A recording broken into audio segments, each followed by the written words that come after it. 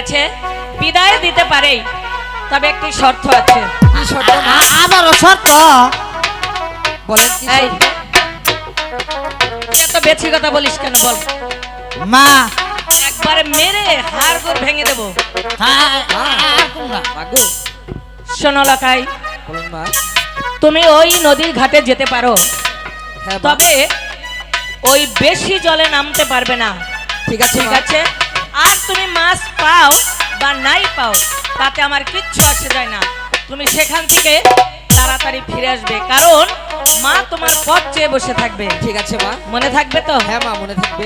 মা আমার একটা কথা আছে, এই দাদা, ঠিক আছে। আমি কথাটা কই শোন, তুই মার কাছে থেকে ভালোভাবে বুঝিয়ে বিদায় দিয়ে অতি তাড়াতাড়ি আসবি, কেমন? আচ্ছা মা তাহলে আমি আসি মা। ঠিক আছে ঠিক বাবা। আছে মা। মা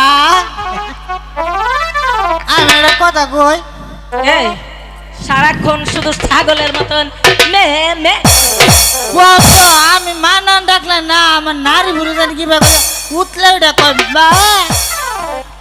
এই বল, কি হয়েছে তোর? দাদা কইলো না মাছ মারবার যাবো। দাদা যদি বড় মাছ মারে, আমি একটা ইসা মাছ মারু। ইসা মাছ? হ একটা ইসা মাছ দিয়ে কি করবি? এ আমার বুদ্ধি আছে। দাদা বড় বড় মাছ মারে পরে আমার কান্দে তুলা দিব, পরে আর আমি নিয়ে হব না। আর ইসা মাছ মারুম, পকেটে করে নিয়ে বরুম, কোনো ঠিক টেনশন আছে, নাই। তোর অনেক বুদ্ধি। চল এবার তোর দাদার সঙ্গে যাবি। হায় হায় মা, কি হয়েছে? আমি যে মাছ মারবার যাবো না, আমার যাবারই মন চাইতেছে না। কেন, তোর আবার কি হয়েছে? আজকে তুমি যে সুন্দর করে হাঁটছো না, বাবা তো বাণিজ্য বাইরে গেছে, তোমার কি অন্য কোনো মেয়ে যাওয়ার মতলব আছে? দেখ ঝন্টু, তোর কিন্তু কান ছিঁড়ে দেব। চল এবার তোর দাদার সঙ্গে না, তুই। মা,